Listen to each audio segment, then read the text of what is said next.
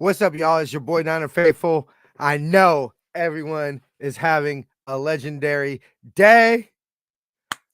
Ladies and gentlemen, that's what I call an ass whooping. But it definitely came at a cost.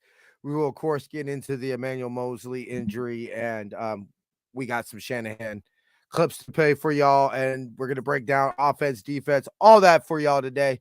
But before we do that, we, of course, got to remind everybody to whoops, my bad, half row intro.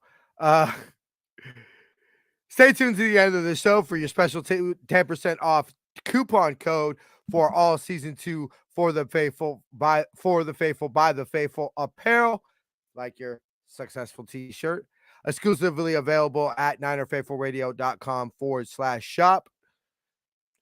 Save percent by using our shop49ers.com affiliate link, and also help out Niner Faithful Radio. The link will be in the description of this podcast or video.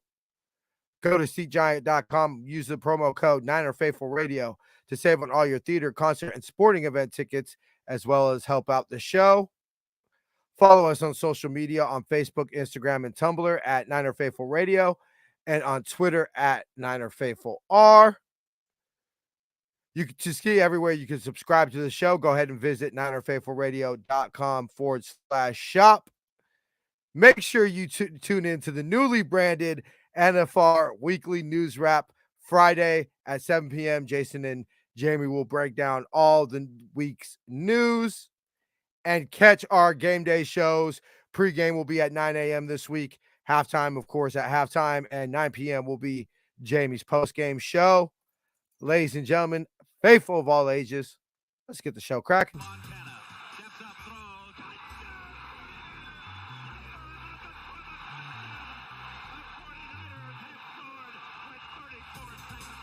You are now listening to Niner Faithful Radio, the show for the faithful, by the faithful.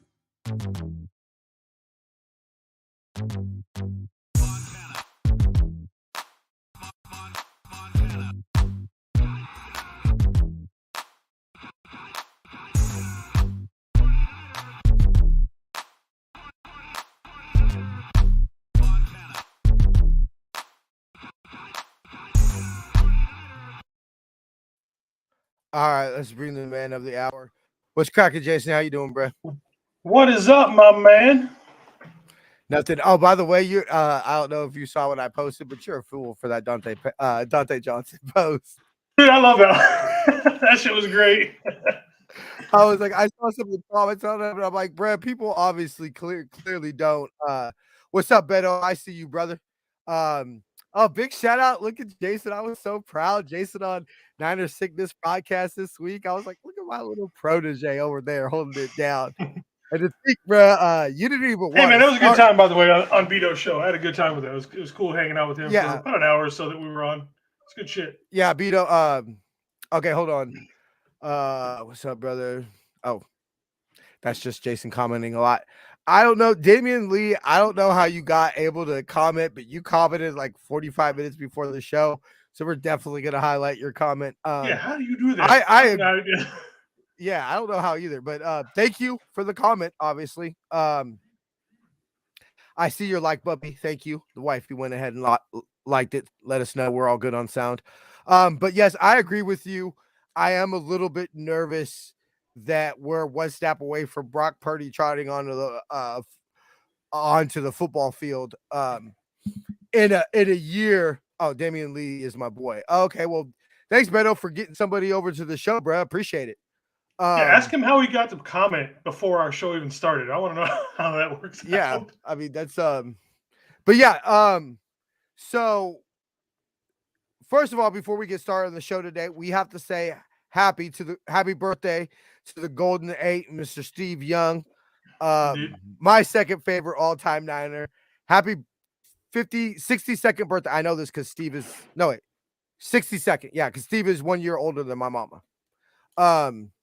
He said he'll ask him for sure. But yeah, so happy birthday to the GLOAT. Love you, Steve. And I honestly think that Steve Young is one of the most underrated quarterbacks in NFL history.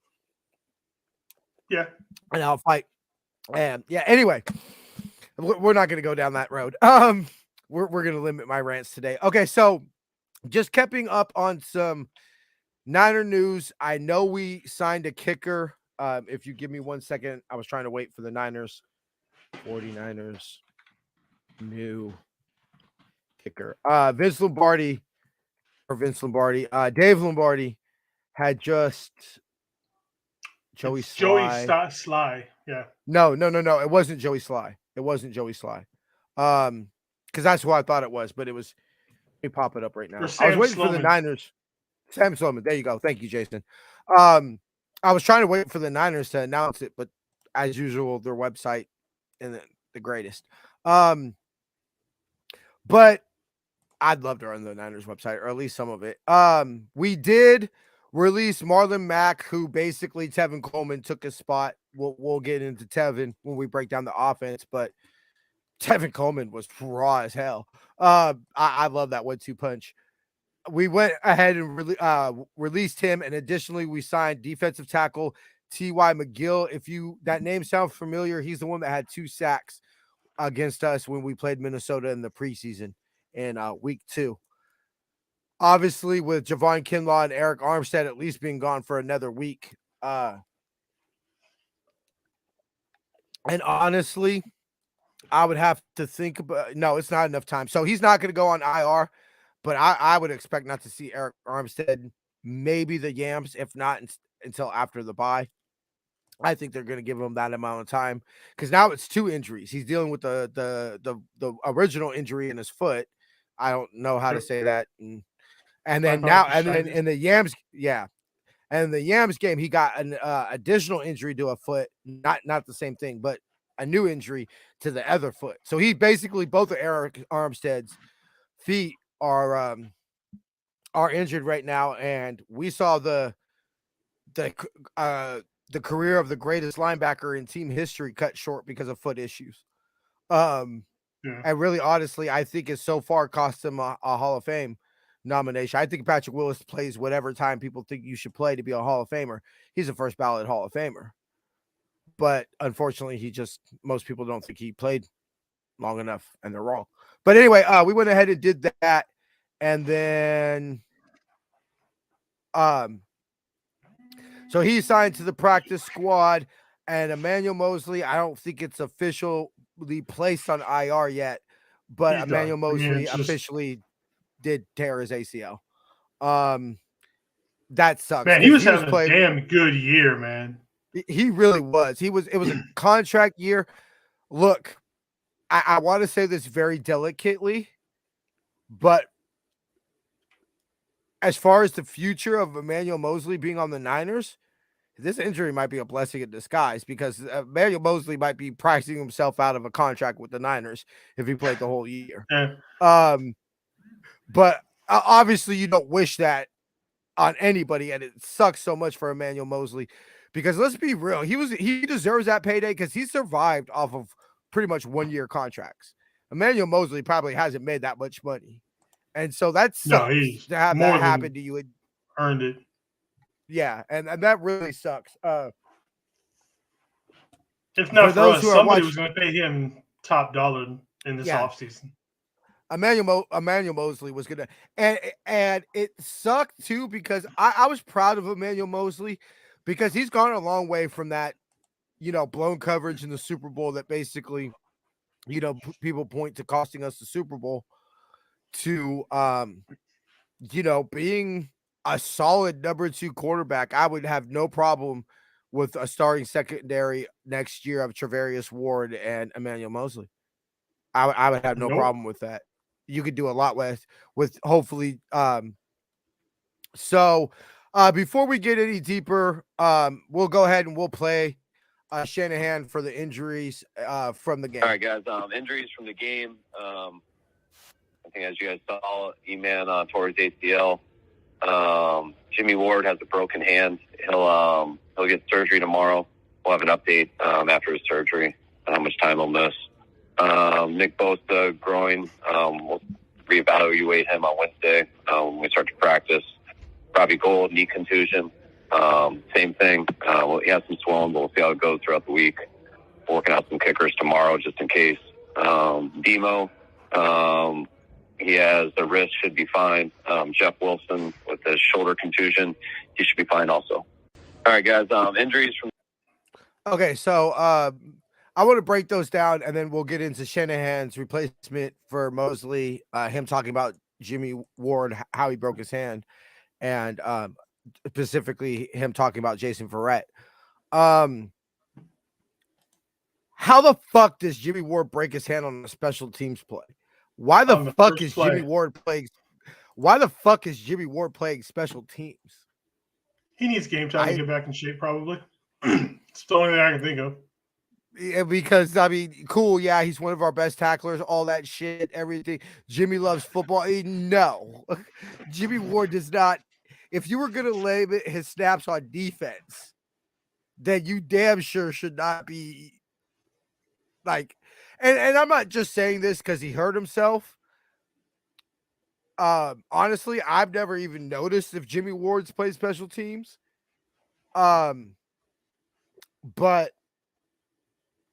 I would say that even if he didn't get hurt, why the hell is Jimmy Ward playing special teams? But the Nick Bosa one is concerning. Shanahan went on to say specifically that it was sore on Monday. It seems like it might be a week-to-week thing, and I have a feeling he's gonna miss this week. I wouldn't be surprised if he did. Because did he officially? Let me see. I'm gonna see it right here. Yeah, and it sucks officially too because this is the first game in 2022 he didn't register a sack. That sucks. I looked it up right now. He didn't register. So I'm curious if he still leads the league in sacks. Does he? I'm looking it up. So that one's concerning because nope. Without Eric Armstead, no. Who does? You've got actually he's tied. He's tied with Max Crosby and Matthew Judon. Okay. So still tied for the NFL lead in sacks. Whatever. Nick Bosa is having at a least two if he played the whole game. Season. He would have had one if you literally can't say he didn't have one because he's had one every single game. Like, so you gotta see that Nick Bosa would have one, and Michael Parsons. I was about to say I thought he would be Michael Parsons would be up there, but I thought maybe he didn't have a sack this week or something. But that one's a little concerning because you're without Javon Kinlaw, you're without Eric Armstead, and now you're without Nick Bosa. So yeah, the Niners D-line still one of the best in the league, but you're starting to eat at it. And where I think we're going to start to feel the effects, and I think you saw it in the second half, is, Kerry Hyder's going to have to play more snaps. Ridgeway's going to have to play more snaps. Drake Jackson's going to have to play more snaps, which is fine because you would think that would happen as the season progressed anyway. Now these players who are depth that you gotta tell them, hey, you're only taking, 10 snaps a game. Now you gotta jump from 10 snaps a game to 45. 15. And not only mentioning just simply the issues you're gonna have as far as stamina, that more plays you play, more chances to injury. And now that's how you see things start to cascade. That's what happened in 2019 towards the end of the year. So this is definitely something that we're going to definitely keep an eye on. When you look at those eyes that man has, it's not surprising that you could pull them. They're just monster. You know what I mean? When you're that big and you're getting hit and this and that, pulling them, it's not terribly surprising. And let's be real, the turf sucks. Amen. I I don't think Shanahan, I think he's officially listed him as day-to-day, but the way Shanahan said is if we were practicing on Monday, he wouldn't go. So now if you're going to let anybody play without practicing, it would be Nick Bosa. Since, they're already giving him veteran days off, so I'm not going to speak about Jeff Wilson Jr.'s injury. He said shoulder, he'll be fine. Slight Jimmy confusion. Ward breaking his hand. They said I would expect that we would have more answers tomorrow. They said they're going to wait till after surgery.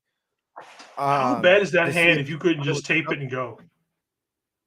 You know what I mean? That's because I see a lot of people, you're just a pansy ass. It's just a hand. Because, this finger, I broke this off in a helmet like that. That's why that finger looks like that. So, yeah. So you see how my pinkies are crooked, right? Yeah. So how significant of a hand injury was it to where it's like you couldn't just throw a tape, because most people I know, we're just taping it and we're going to keep going. It's a hand. So there must have been pretty damn bad.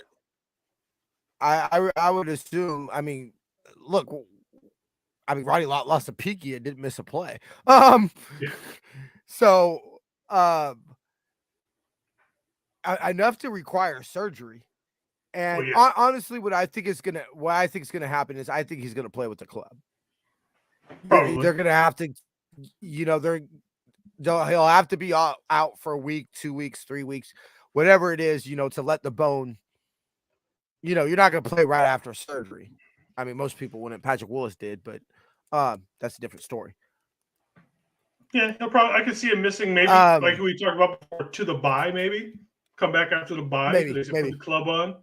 Something like along those lines. Put the club on, but definitely nothing that I would think would be IR. Unless he not for the club, not for a secondary. You know what I mean? Like if it was a wide receiver, obviously we're not playing with that. But yeah. So that's it. Now Shanahan on a replacement for Mosley, and then on Jason Verrett. We got multiple options, as you know. Guys were in that position last year. We also got Dante on our veteran who's done it before. We got young guys, as you guys saw, Womack as a possibility, and you guys saw, and Ambry held that role pretty good last year towards the end of the year. So we'll figure it out this week, but we haven't made our mind up yet. Oh yeah, if Brett's good to go, he's, Brett's a big time corner. So if Brett can get these practice reps and get out there and get fully healed and get back into game shape and ready to go, he'll end up being our guy.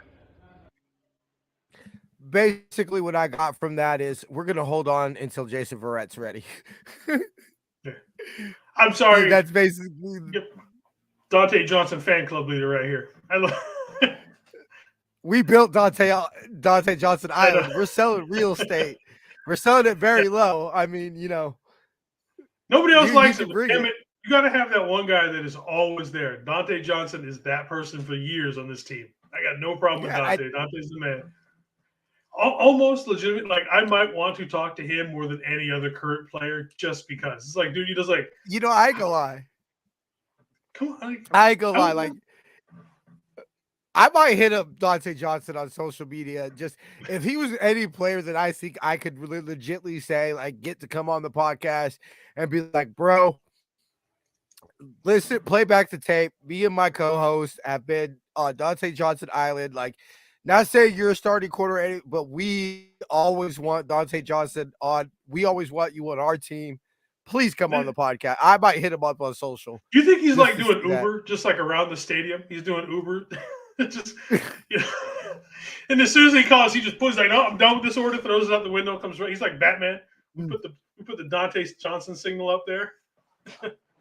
Yeah. Hey, I want to build the Dante Johnson signal. I was gonna say Vince Lombardi. Holy shit, Beto, best 49 in my book. You know what? I actually got a 20% discount at a sports store. When I was in the group home, I was in a therapy session, and there's a sports store in Oak Ridge Mall here called Sports Fever. Please, Sports Fever, sponsor this podcast. Actually, no, the general manager. But anyway, I was walking in there with my therapist, and we were looking to get me a Niner hat, and we were talking, and I said, "Yeah, Steve's the greatest Niner quarter." I said, "Steve's a better quarterback than Joe." And the guy looked at me and said, 20% discount off of everything in the store for you now. And yeah, we really had a conversation. And look, I believe, I mean, it factor, a comeback factor, and I'm Joe Montana, and I'm going to grab my balls, and I'm winning us this football game. I'll go with Joe every time, 1,000 out of 1,000. If I wanted to build a quarterback, especially in today's game, I'm building Steve Young. I'm building Steve Young. You mean somebody who has a rocket for an arm, is accurate, and is one of the best running quarterbacks in NFL history? Steve Young played in the wrong era. I think Joe Montana played in the perfect era for him. Steve Young played 20 years, 30 years too soon. Yeah, Steve Young plays now. People are probably talking about Steve Young as being one of the greatest quarterbacks ever. And I think running up against Brett Favre and Troy Aikman cost Steve Young multiple championships. Even though Brett Favre only won one. But yeah, I'll say this. We'll get off the Steve Young. I'll say this. If I want a quarterback for a game to win me one game, I want Joe Montana.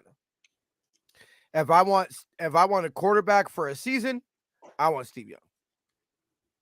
And we'll go ahead and we'll leave it at that.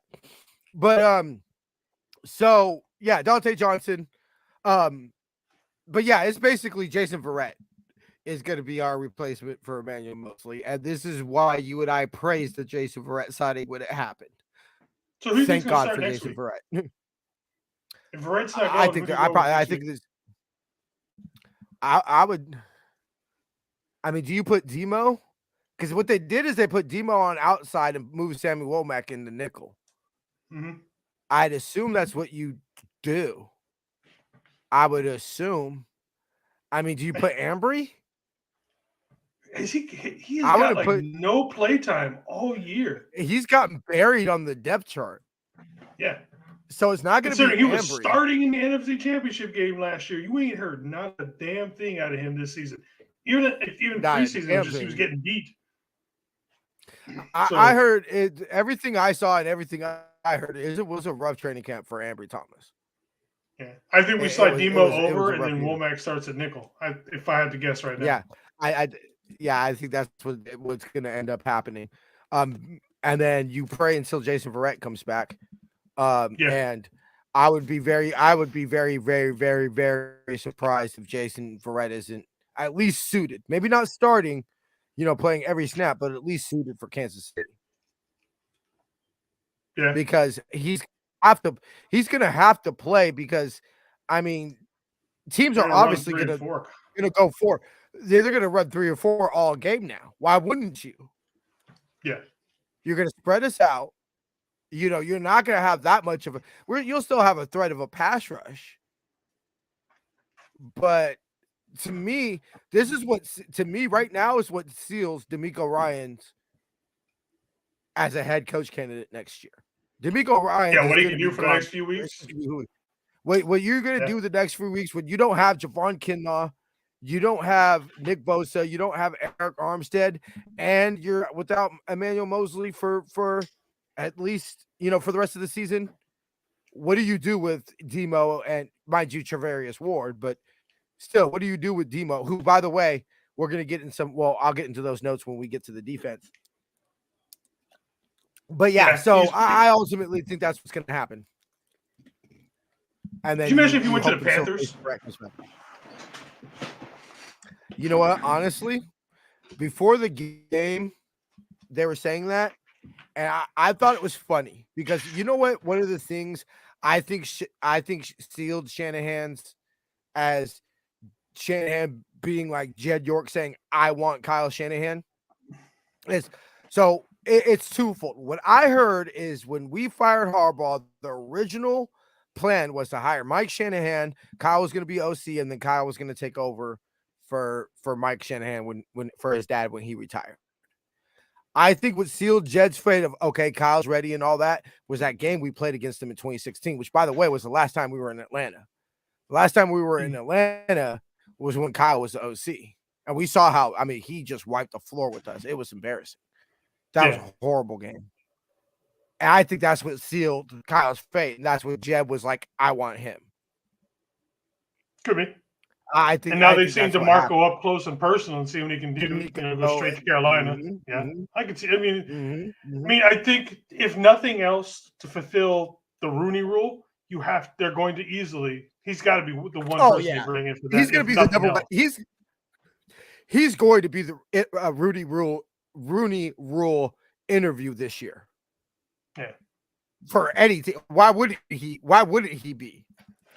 I mean, I won't say that because you do have some racist NFL owners and you do have some incompetent NFL owners. So, okay, fine. I could see that. But if you're a competent and non-racist NFL owner, why wouldn't you interview DeMeco Ryans? And not even to feel the Rooney Rule proceed. Just why would as good as he's running his defense right now. You know what? I was thinking about this. If I want anybody running my if I want a defensive head coach, right? And I'm sold on a former player. Why not pick a middle linebacker? The quarterback of the defense. Yeah. Yep. And that's what DeMeco was. He was a middle linebacker. So DeMeco Ryans is, I think yesterday, I think that's who Carolina wants. Now, does DeMeco want the Carolina job? I think it would be attractive if you have a pretty damn good defense. Yeah, for sure. It's just what are they going to pick in the draft? I think would depend. Are they going to get that number one pick and go after those top couple of quarterbacks? Or are they going to start going on what if they win 5 or 6, 7 games and now all of a sudden you're picking 9, 10, 11, somewhere in there compared to getting a number one pick? I would think Kyle's. DeMeco goes to Carolina, takes Jimmy with him. There you go. I'll for that. I could. Why not? Jimmy's on the 1-year deal. Yeah. I could see that. Yeah, I definitely see that. Okay, so I got a few quick notes. I thought that this was pretty cool. Okay, I want to make sure I read this right. Here it is. Post game notes. Okay. The 49ers have won back-to-back regular season games against Carolina, which, for those who are old enough to remember when Carolina used to be in our division, Carolina was a sneaky hard team for us to beat. And I remember when I was a kid, I remember it haunting me because all I remember is seeing George Seifert on the sideline, against the night, and just, I remember that just irked me as a kid. And then Kyle, the Niners have improved 6-6 all time at Carolina, which is pretty dope. And then Kyle Shanahan improved to 6-6 on the road and 40-42 as a head coach. So with basically 2 more wins and 2 more home wins, he brings his home record to 500 and his record would be over 500. I think that coming from where we came from in 2017 and 2018, especially 17, that's pretty damn good. I think that anybody who said fire Shanahan, I think anybody that said fire Shanahan, let's slow our roll. Okay, fine. Tell me who you'll replace him with, and maybe I'll have a conversation. Like, okay, fine. If you're going to convince me that Sean Payton wants to come back, well, Sean Payton really. Haberman and Milkoff brought up a big statistic, and he said, let's not forget, Sean Payton had a losing record in the playoffs. Yeah, he only had that 1 Super Bowl, so I mean, it's just not like he just put together a great offense. And let's be real. The Saints had a reputation of basically being chokers. There were a lot of years under Sean Payton that the Saints came in number 1 seed, number 2 seed, all that. And let's also not forget, you want to tie it into Niner ties. The reason we played Minnesota the first week was because they beat the Saints the week before. So Sean Payton, I can't remember the record, but Sean Payton had a losing record in the playoffs. Shanahan's 4-2. So let's kind of slow our roll a little bit on replacing Shanahan. The big issue with Shanahan isn't necessarily it's when we get a lead, he gets ultra conservative. Like and I understand getting conservative, run the ball more, this or that, but you've got to be able to take a chance here and there, especially with a lead. And he just he completely shut everything, any sort of aggressiveness off. And it leaves it open for, teams to come back. I think he's too much of the head honcho. There is a reason that Bill, like I said it after the Bronco game. If you tell me Bill Walsh had an offensive coordinator, then I don't believe there's any reason Kyle Shanahan shouldn't have an offensive coordinator. Yeah. I mean, and I'll just simply, that to me ends the argument. If the greatest offensive mind in NFL history, the man who basically made the modern NFL, had an offensive coordinator, who the hell are you, Kyle Shanahan? Like, I love you. I'm glad. It lit your hand, I trust. But you're not Bill Walsh, bro. Like, let's calm down. Yeah, you got a ways to go before you start pushing up that wall. I don't even think he ever will, just for simply the reason I think that Bill Walsh is a better coach than Bill Belichick is the simple fact that Bill Walsh changed the game of football. There's nothing that Bill Belichick has done that's changed the game of football. They're not going to be running the Bills defense 60 years from now. They'll be running versions of the West Coast offense for as long as football exists, at least in the format we know it as. Yeah. As long as there's the forward passing game, there'll be elements of Bill Walsh's offense in the NFL. And you look at his coaching tree. Bill Walsh's coaching tree is literally was the entire probably NFL. Still find. Yeah, you could still find connections to Bill Walsh. All Bill Belichick's coaching tree has failed. What up, media? What up, media? Good to see you. What up, CG? Good to see you. Montana is the GOAT. Astros just won in a walk-off. Coleman was a good pickup. Look. Well, that's good because everybody in Seattle will be pissed. Joe's the GOAT. But, I mean, like I said, Joe's a better winner. I want Joe 2 minutes left of the fourth quarter, all that. But if you tell me, hey, go build a quarterback right now, sure, I'll have the intangibles of Joe, the winning, the champion spirit, the never say die, all that. But physical attributes, I'm choosing everything of Steve Young. It's not even close. Like, anyway, so what's up, everybody? Good to see y'all. Let's see. So I thought that was just some really cool notes to get into. Let me see. Okay, so the Niners defense has not allowed a first half touchdown in the 5th consecutive game, meaning the first time they've accomplished this feat since 2011 when they did it 6 weeks in a row. The streak marks the first time in franchise history that the Niners defense did not allow a first half touchdown in the first 5 games of a season. Now getting to sacks. They posted 6 sacks on the day, along with 7 sacks versus the Yams, and marked the first time since weeks 1 and 2 in 1985 that the Niners defense had back-to-back games with 6 or more sacks. And let me see, with 13 sacks in weeks 4 and 5, it also marks the most sacks registered by the team in a 2-week span since weeks 1 and 2 of 1985 with 15 sacks. Let me see. And then there was one about, and then Demetrius Flanagan-Fowles had his first career sack. He filled in quite nicely for Azeez Al-Shaair.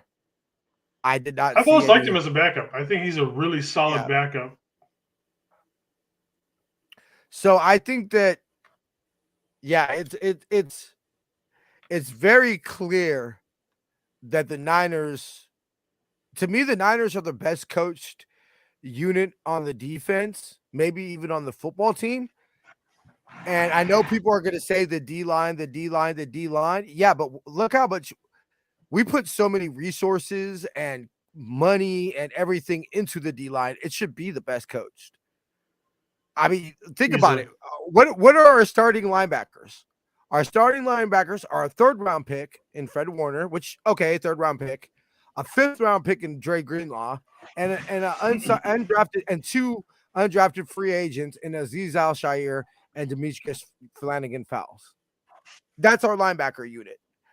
Literally almost everybody on the starting D lineman on the starting D line is a 1st round pick. Eric Armstead, Nick Bosa, Sampson was a 1st round pick. And Jackson was a 1st round pick, Drake Jackson, sorry.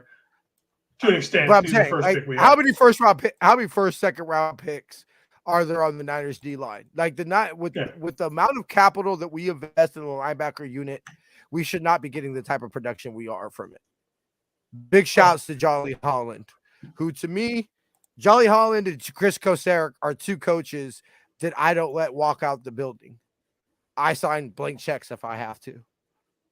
I'll go start me a GoFundMe. I don't give a fuck what I got. And I don't think either one of them aspire to be head coaches either. I think they're pretty content and happy doing what they're doing. Cool. If Chris Kosaric or Jolly Holland need to become DC next year when DeMarcus leaves, our assistant D coordinator, because we're going to hire Vic Fangio. Well, he's been out there talking to the Eagles now. That's okay. Fine. Go ahead and drive up your price on Jed, Vic. Go ahead. Drive up your price on Jed. That's fine. I have no problem with that. Yeah, well, I'm not sure how deep conversation is, but he has been talking to the Eagles reportedly. Awesome. Now I'm just looking at that as driving up the price for the Niners. That's all I'm looking at it. Because I'm sorry, if Jed York lets Vic Fangio walk out the building again, I don't know. I think that I know a lot of people are just gonna Sosa 4th round pick. Okay, my bad. So media was right. Sosa was a 4th round pick. My bad. Okay. I'm out to draft as expert here. But I'm feeling, Jason, I need you to talk me into this because my heart is telling me that this is the number 1 defense. The stats are telling me this is the number 1 defense. But like when I was watching that game, I just felt like the Panthers shouldn't be able to gain a yard against us. Just how inept they were, just how whatever. And I understand a lot of the yardage and everything was garbage time. And at the end of the day, they only gave up. Hold on, give me 1 second. I got to pull up the box score. They only gave up a total of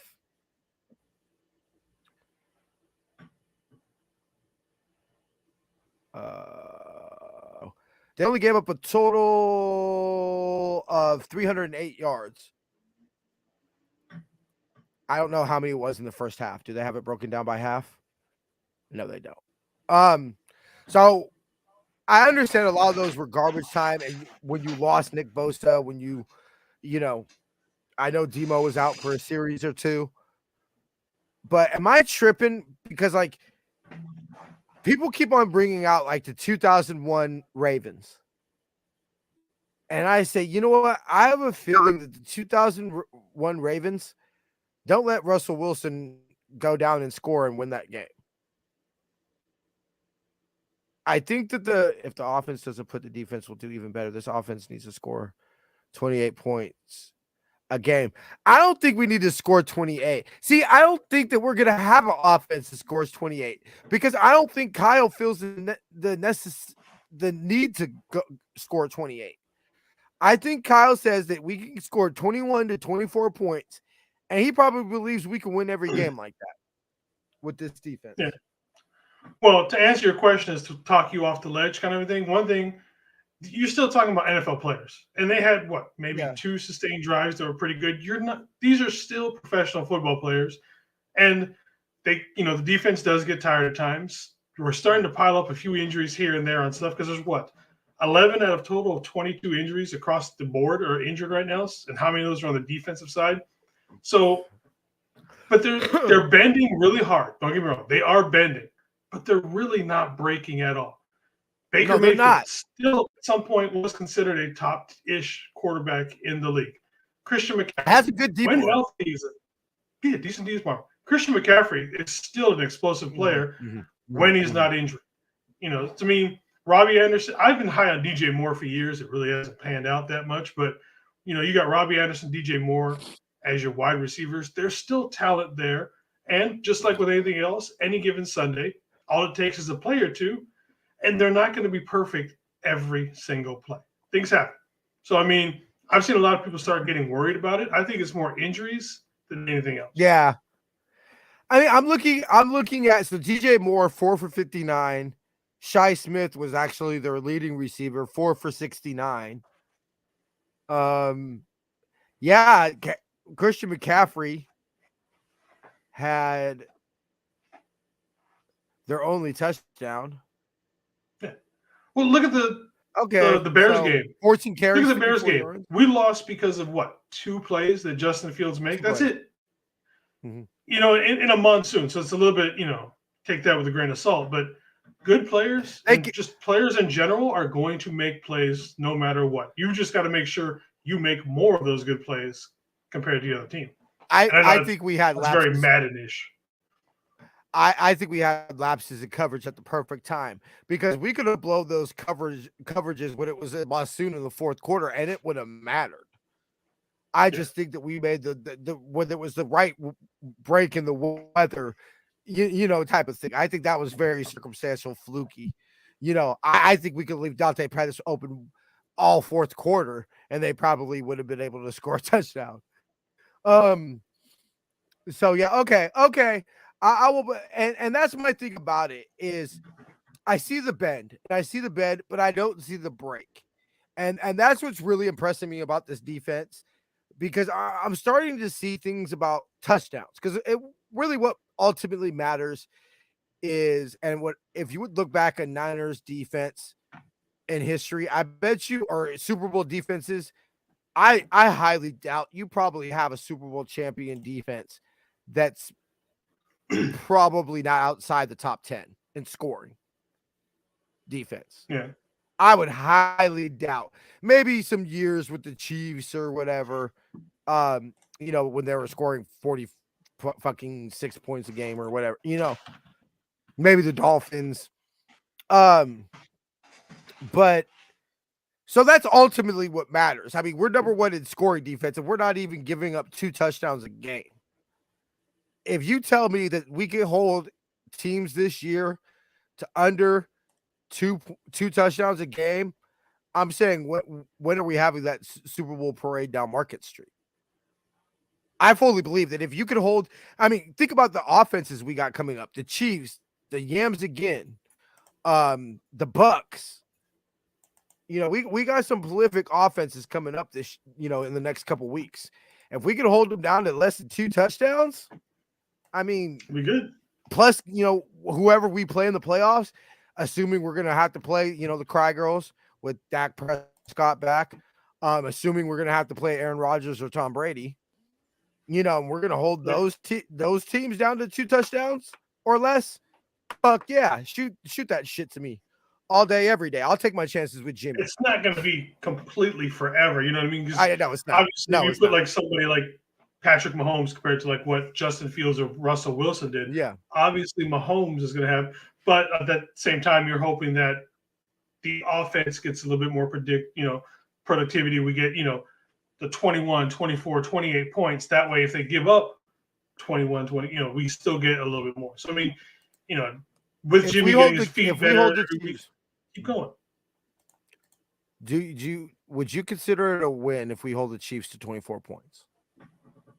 I would consider that a win from the defense. That'd be, you talking about just like 100%? Would I put money on it? No, because I don't completely trust that offense right now. But you're looking at a game. No, but I'm saying if I go to you and I say, Jason, the Chiefs are going to score 24 points, would you say that's a win for the defense? Not necessarily winning the game, but that you would say I'm okay with the defense. I mean, yeah, I would have to look up what they're averaging. Hold on. I want to see. I forget what exactly the Raiders scored last night. I can't They remember off the top of my scored head. 29. 29. And they still lost. So Kansas. We're talking about the rate? No, so how Kansas many City- did? Oh yeah, Oh, so the Chiefs yeah. 30. See, so I mean, So it's I'll tell you real right now, borderline on there. The I want to Chiefs see more are of the averaging this season. The Chiefs are averaging 31.8 points a game. So we hold them to a touchdown less than their average. But then again, that goes right back to what I've been See, right saying. there, Do you you said the trust the defense- offense to put up enough points to win that game with them only scoring 28 points? No. I mean, let's see how we look against Atlanta and the Yams again. Let's see how we look against Atlanta. If the offense does its part, the defense will even do it. The defense needs to score 28 points a game. Yeah, see, if you tell me the Niners score 28, would you put money down on that game? The Niners winning that game? If I told you the Niners scored 28, I would. Against the Chiefs. Chiefs? Yeah. I wouldn't put my life savings on it. Yeah, I'd put but I money would down to put win that game. $50. I put Yeah, $50 I'll put we money win on that it. game.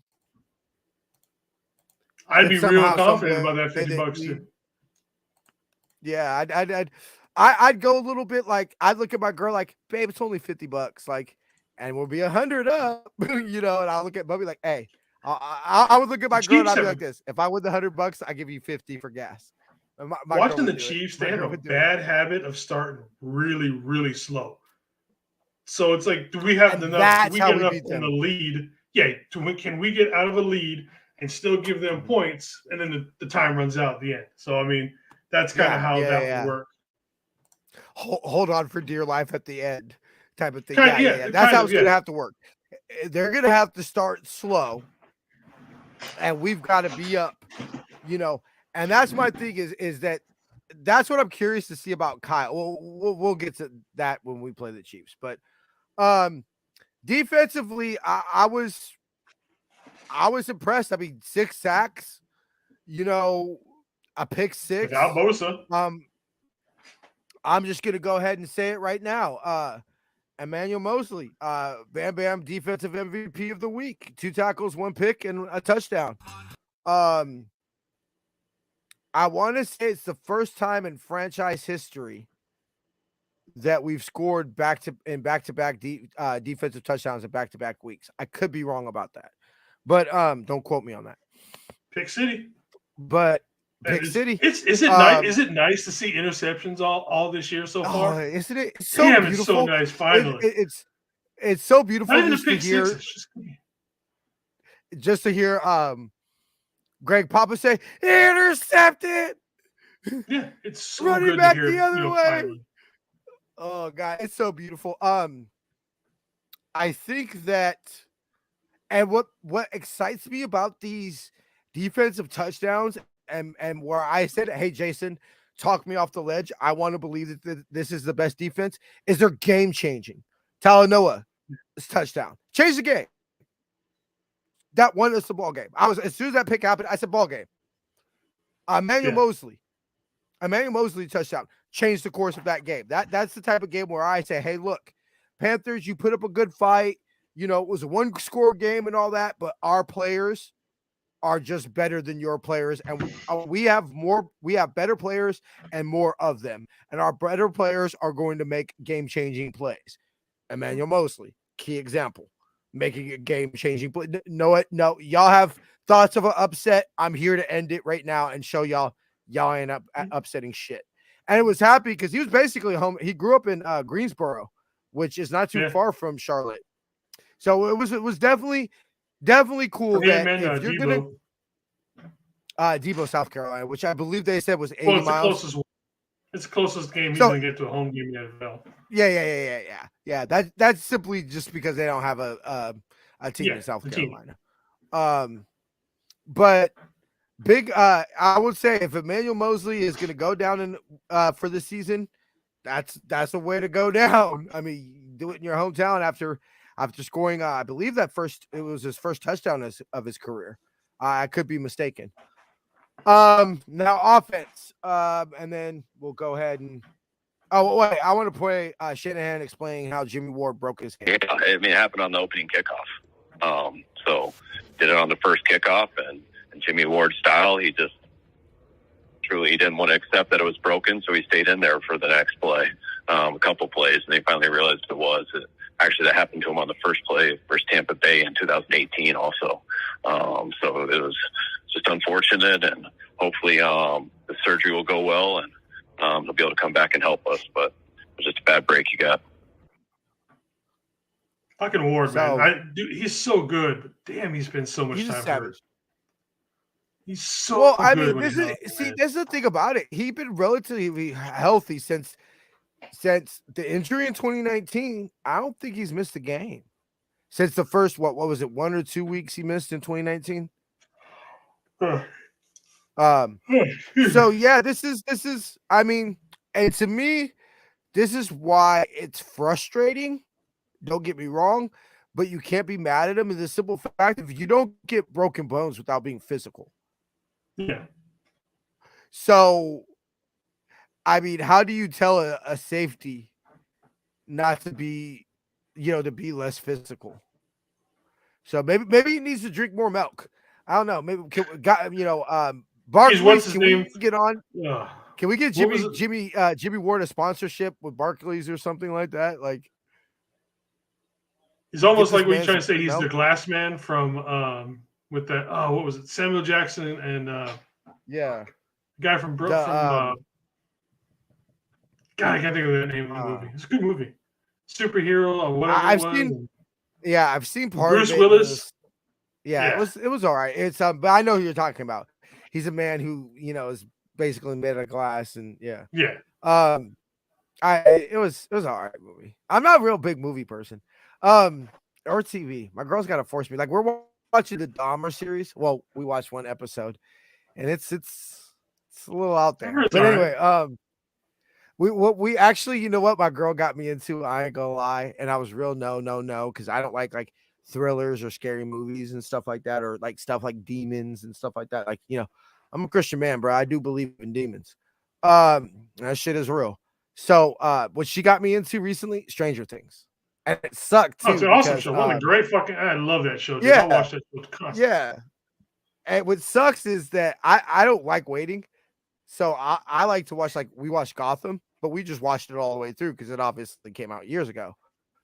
So she just got me into it. It's season 5 might be out in maybe 2 years. Yeah, and it's well, fuck, we could have waited 2 years. I could have gotten the series then and then not had to wait 2 years. Don't be a Doctor Who fan. That's all I can tell you. What happened? Don't be a Doctor Who fan. Don't be a doctor.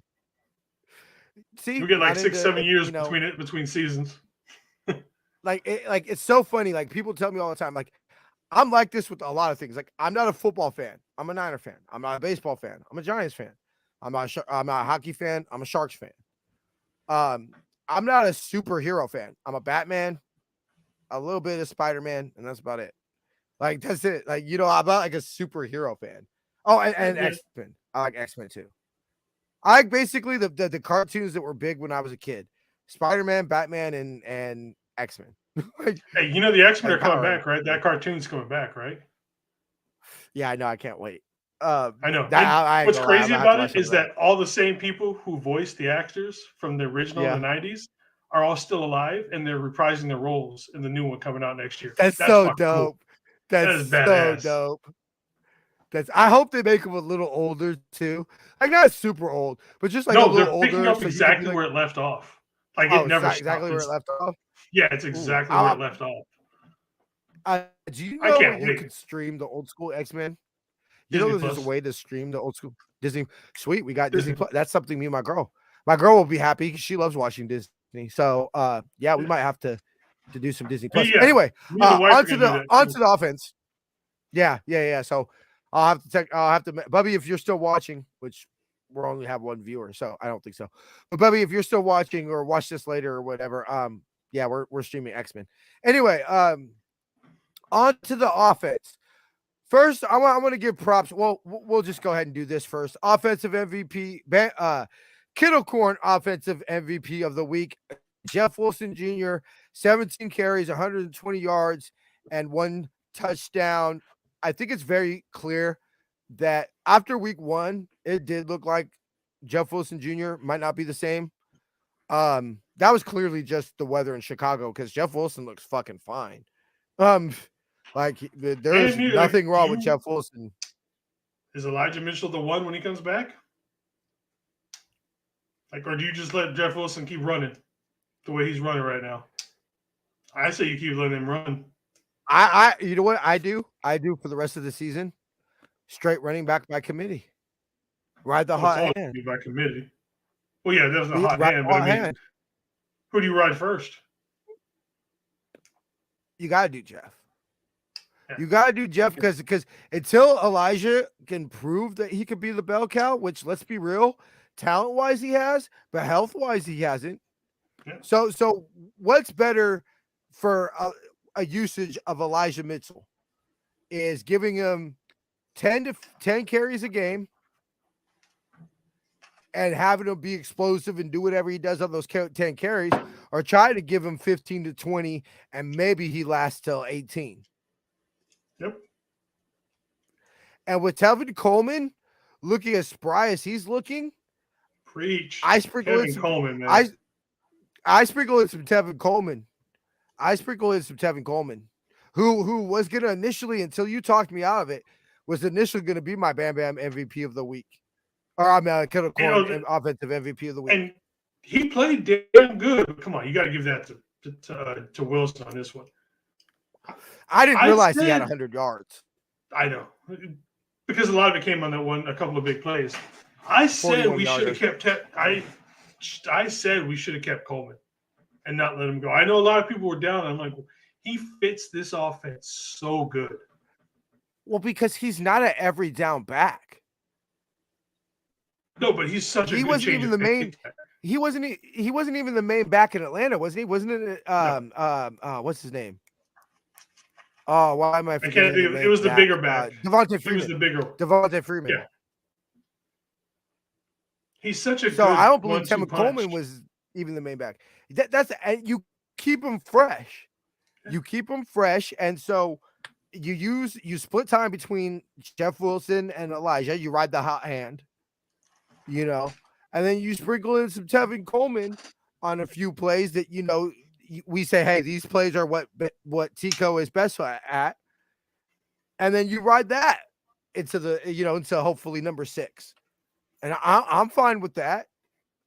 Maybe you're obviously going to have more injuries, but. Why aren't we running Mason? After all that hype and everything, why are we not running Mason? He's not. That's what I'm saying. Why are we not? That's a good question.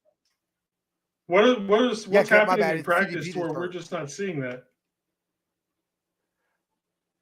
I mean, is he getting the opportunities to show it in practice? Exactly. Well, I'm saying we brought in Coleman. Everybody, we were all hype and everybody. That's my thing. That's my thing. And then all of a sudden, Mason and Mac, for that matter, seem to be getting more love than he is. So I've been wondering, like, what's up with him? I wonder if that's a Bobby Turner thing. Bobby's back now, and Bobby says, "Hey, I want Tico, I want Jeff Wilson, and I want, Elijah when he gets back." And Mason just hasn't proved it. Cool, you're with whatever because regardless of Bobby Turner isn't officially the running back coach. I believe probably if you looked up his title, it'd be like running back consultant or offensive consultant. Anthony Lynn's still the running back coach, but Anthony Lynn paid for Bobby Turner. Yeah, well, Anthony Lynn paid for Bobby Turner, so Anthony Lynn's going to default to Bobby Turner. Kyle's going to default to Bobby Turner. So that might just be Bobby Turner turning, saying, "Hey, Rook, cool, you proved it to Anthony Lynn, but you got to prove it to me, Rook." I'm the man back in charge. That just might be Bobby Turner saying that. And you can't be mad at the results that it's produced over his coaching career. So whatever Bobby Turner says goes. And I want to say this is I was pretty pissed. I ain't gonna lie. without knowing who Bobby Turner was, and that he was one of the big linchpins of the Shanahan running game. I was pissed when we let Tom Rathman go. Yeah, because if you speak to Frank Gore is going to jump on a grenade for Tom Rathman. Frank Gore credits Tom Rathman for turning him into the running back that he was. So I'm sorry, you just don't let go of the coach that's the greatest, that molded the greatest running back in franchise history. But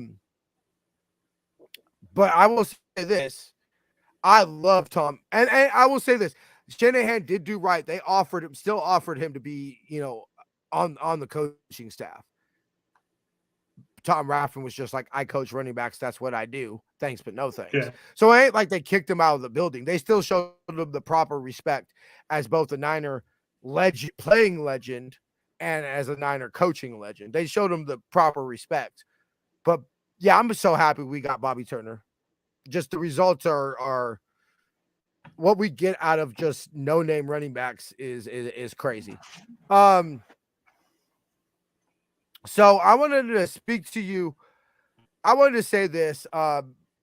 Jason is shadow banned. We're trying to still figure out on what's going on with the comment situation. They haven't said anything to the page, as far as you being blocked or anything like that, or as far as the page being restricted. I haven't seen it's kind of weird. I looked. And it was after I think somebody reported after I went hard on Jimmy. Because he said something about he said we're only fair weather fans on this channel and that we hate Jimmy. And I was like, you obviously have never watched this show if you think that we actually hate Jimmy.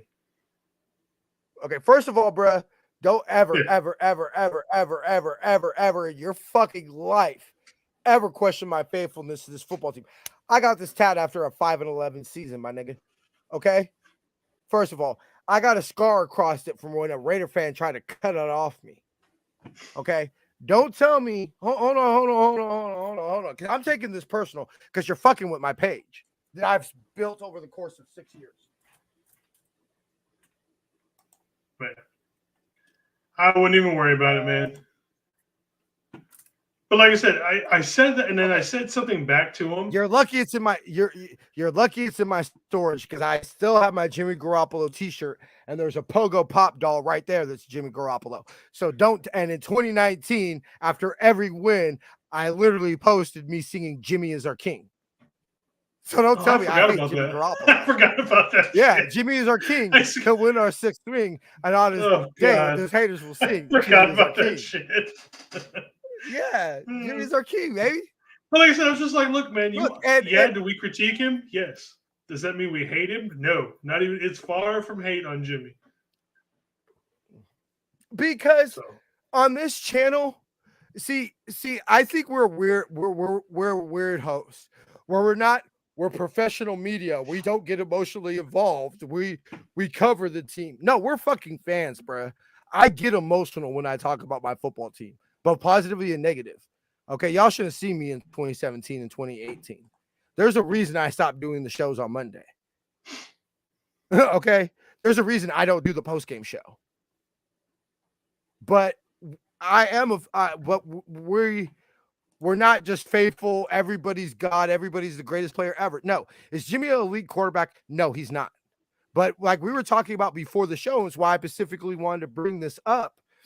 Is we'll pull up Jimmy's stat line. 18 of 30 for 253, 8.4 yards, two touchdowns, no picks. He got sacked twice, a QBR of 60.5, and a rating of 109.4. Jimmy plays like that. We can run the ball like we did, and we play defense like that. There's no reason we can't bring home number 6 this year.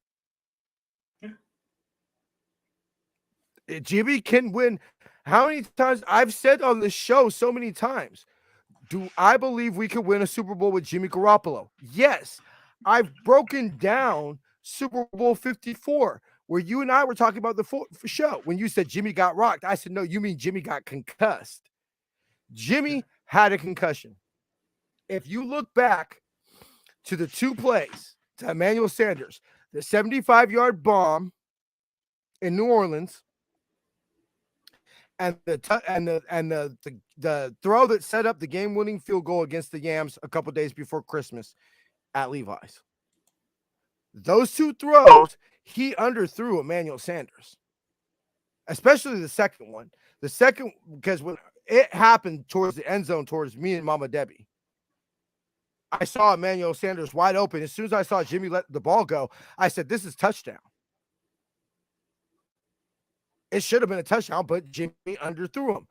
So I said, so what the hell do you think when they installed that play in practice, when they drew it up on the whiteboard, when they did all that, what the hell do you think they were telling Jimmy all week? Don't Jimmy, he will be open. This will be a touchdown. Don't underthrow him. Don't underthrow him. Don't underthrow him. Well, what the hell do you think is going to happen when you're thinking don't underthrow, don't underthrow, don't underthrow, don't underthrow? You're going to overthrow.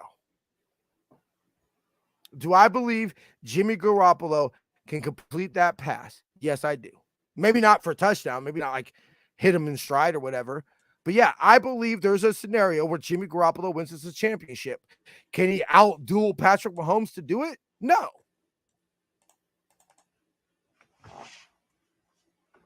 But let's be real. We're a 3rd and 15 stop away from Jimmy beating Patrick Mahomes in the Super Bowl. But you're also a George Kittle making an insane play that Jason literally has printed on a T-shirt away from losing that game in New Orleans.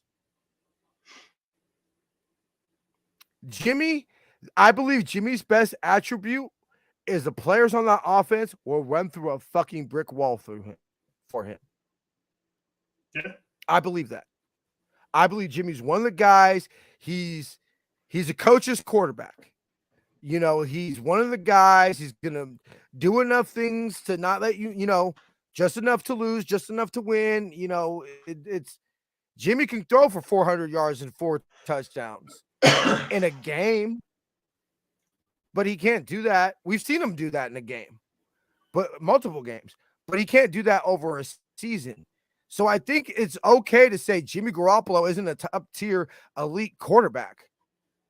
But it's okay to say he ain't garbage. You could do a lot worse. And I think that's what frustrates me the most is people kind of need to find that balance of saying, like, look, Jimmy throws it 5 yards and a player runs 75. You can win a championship like that. I told Jason before the show started, I said, if Jimmy has Jerry Rice and John Taylor, we're winning multiple Super Bowls. Because that's what Jerry and John Taylor did. They ran slants and posts. Jimmy's like if Jerry's throwing to Jerry and JT, we're winning Super Bowls. Straight up. I mean, really almost anybody who's throwing to Jerry's winning the Super Bowl almost. But yeah, you got a point on that one. But I mean, even John Taylor and T.O. Let's say John Taylor and T.O. So that's my thing about Jimmy. Did Jimmy play? I thought Jimmy played fine, except the passes he was clearly trying to force to Debo. Are we a work in progress offensively? Yes. But Still. Does that really look that different than the 2021 offense minus Debo going psycho as a running back? It's what we expect. This offense works like this. It does. Is it that different than the 2019 offense minus Raheem Mostert and Matt Breida? That's the only really difference. So you don't have Matt Breida and Raheem Mostert. Jeff Wilson's fast, but he ain't Matt Breida and Raheem Mostert fast. Yeah. Matt Breida or Raheem Mostert take that 41-yard run. They take that to the house. But we just spoke about Jeff Wilson. He's fine. Talent-wise, I want Elijah. My issue is Elijah's health. He just hasn't proven to be able to handle 20, 25 carries a game consistently. So, overall, I'm not disappointed in Jimmy. The game was sloppy. We still got plenty to work on. I would expect us to have a really keen game because I feel that getting away to the Greenbrier allows us to have like a training camp mentality where there's literally nothing but football. Yeah. Yeah. That's a great point, Jason. That's a great point. Is that this will be the closest that Jimmy Garoppolo gets to training camp this year. Because he basically was thrown in the fire since Trey went down. He probably hasn't. Yeah. The team hasn't had quote unquote time to think and get. You know what I mean? So, like you said, if they're treating this kind of like a camp, now you start to how many practices does he has? Yeah. When you think about how many reps was he really taking week 1? And he was what 1 week before the season. Yeah. So he started. I believe he started practice the week before we started the season. Yeah. So how many reps was he taking the week before the season, week 1 and week 2? Leading up to week 1 and week 2. However many snaps a backup quarterback takes. A handful at most. So really, his first week of practice, of real full practice, was leading up to Denver. So he's got Denver. And it was an overreaction probably by a bunch of us, but oh well. So he's had 3 weeks of 3 weeks of, hey, you're the starter. You're getting most of the reps, whatever, practice. He's had 3 weeks. That's not even a full training camp. A practice. So, yeah. Do I think he's going to get much better? No, because Jimmy doesn't get much better. But that's still enough to take us to a Super Bowl. Yeah, he just, like we've said before, especially I've beat it home. This team is a Ferrari. All Jimmy has to do is keep it straight. Don't make any sudden jerks or anything. Just let it run. Yeah, just let it run. And you know what I love about Jimmy is he's uniquely to do that. Jimmy does not give a shit if he passes the ball 3 times as long as the Niners win. Later playoffs in 2019. Yeah, and so I will say this about Jimmy is that, sure, I do believe quarterback wins is an overrated stat. I think there needs to be some context. Like, do quarterback wins count with Patrick Mahomes? I believe more than some other quarterbacks. You know what I'm saying?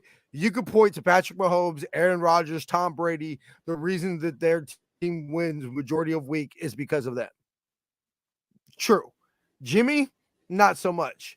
But you know what quarterback wins tell me a lot, especially having watched Blaine Gabbert, Cap in 2016, Sean Hill, J.D. Druckenmiller, Cody Pickett, J.T. O'Sullivan, etc., etc., etc., etc. By the way, I don't think Fairweather fans name off Cody Pickett, J.T. O'Sullivan, and fucking Sean Hill.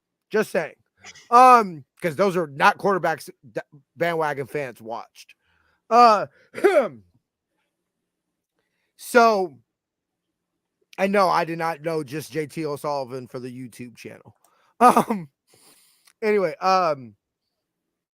is that he's doing things that don't cost you games. I've watched plenty of quarterbacks do things that cost us games, where quarterback losses was a stat because of them.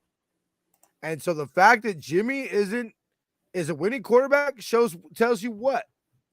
The majority of times he doesn't do the things that lose you games.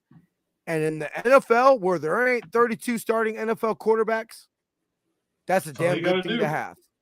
Especially considering backup going into the season. Poll all 31 other teams.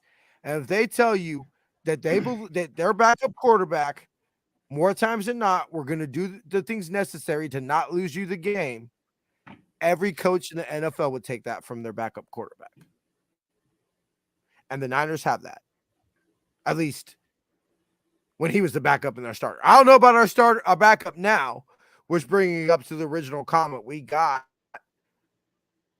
Okay, so I agree that Brock Purdy makes me nervous as far as we're only one snap away, and he's trotting on the field against the Chiefs defense. That's a little nervous, makes me a little nervous. It shouldn't, though. But he's been in big games and he started 4 years in college. It ain't going to be, Yeah, but he wasn't going up against Jalen Ramsey. But no, I think he'll be fun. I think he could be productive. We saw Kyle get shit out of Nick Mullins and CJ Beathard. So I believe he can be productive. And he's a better quarterback than both But of to them. me, is what you're going to have to do is you're going to have to get a quarterback. What quarterback are you going to sign right now that's that great, that you're going to sign right now? Versus if let's be real, if Jimmy goes down for a significant amount of time, the season's done. So would I rather sign some veteran random backup quarterback, or I'd rather develop Brock Purdy? I'd rather develop Brock Purdy. Well, you can make the desperate play and call Cam Newton. Shit, you can go make the desperate play and call Cap.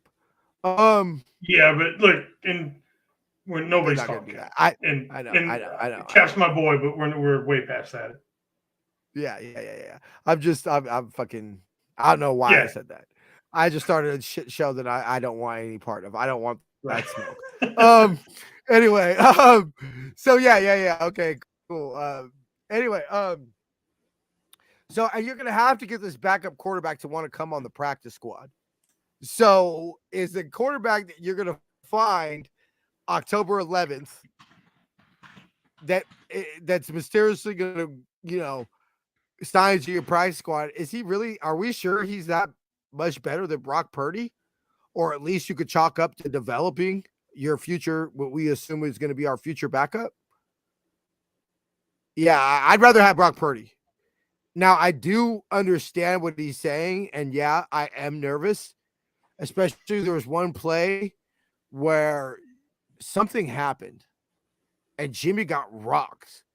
And I screamed at the TV. I said, see, everybody wants to say that fucking Jimmy's injury prone. No, Jimmy takes fucking hits like that.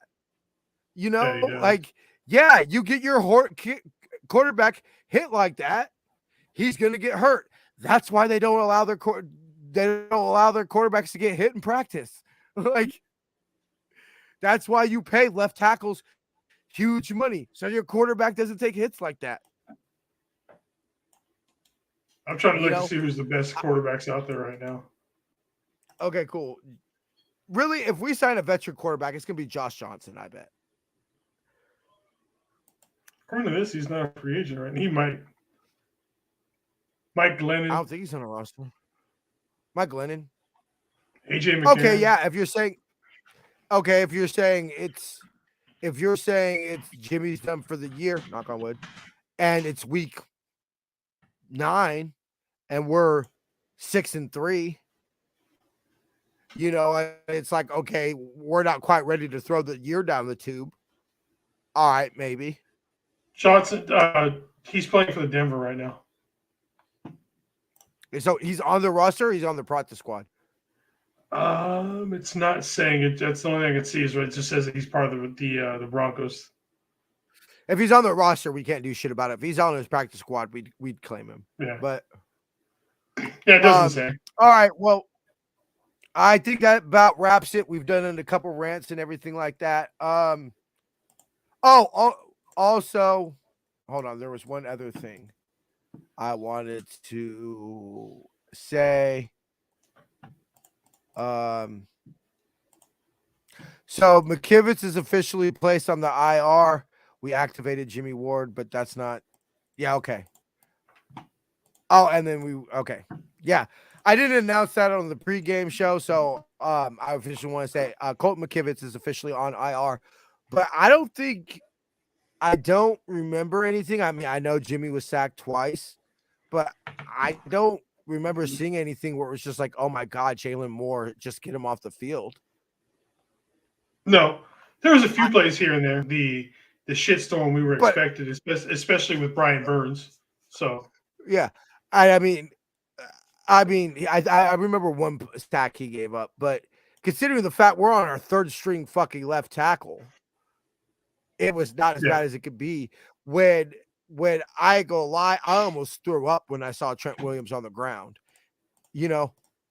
in Denver. When I was live in Denver, I would ask. You could ask my fiance. I was almost in tears, ready to throw up, because I thought the season was going to be done with number 71 laying on the ground. You know, that when you find out it'll be a couple weeks, okay, fine. But that's literally, I believe that's my player that we less likely could lose, I believe, was Trent Williams. Let me tell you, I'll tell you right now. Let me see.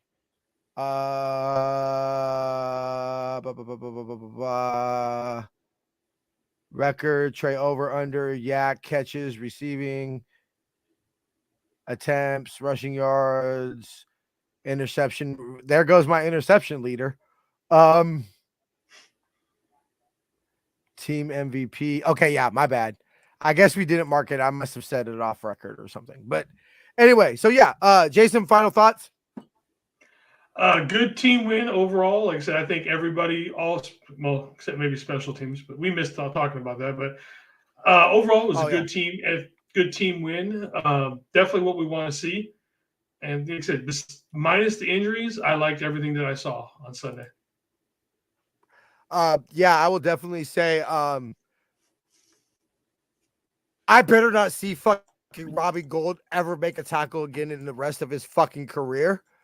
I will allow it. I will allow this. I'm not going to scream for the special teams coordinator's job and everything like that, because I've been quite impressed with the special teams, albeit besides the 2 blocks. Yeah. And now kick coverage in this game. I've been quite impressed with the special teams this year. So I'll just say it was one of those games, chalk it up to aberration, you know? And yeah.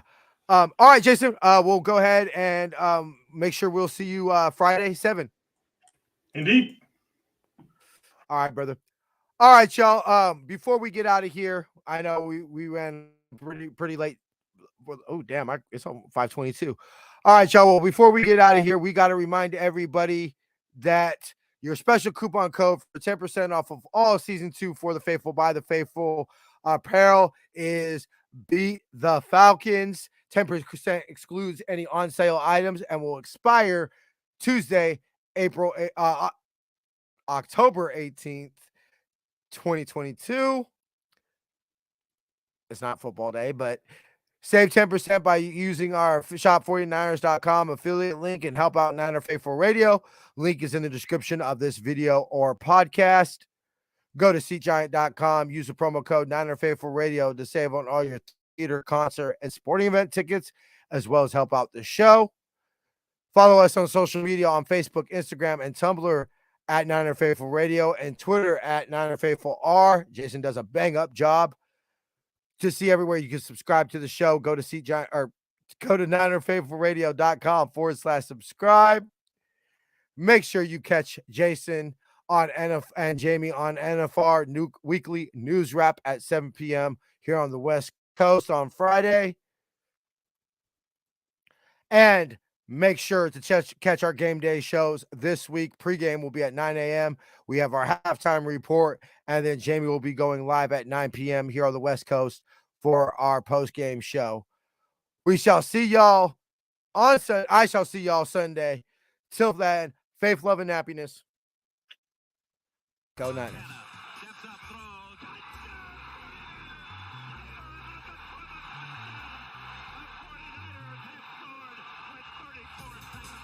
You are now listening to Niner Faithful Radio, the show for the faithful, by the faithful.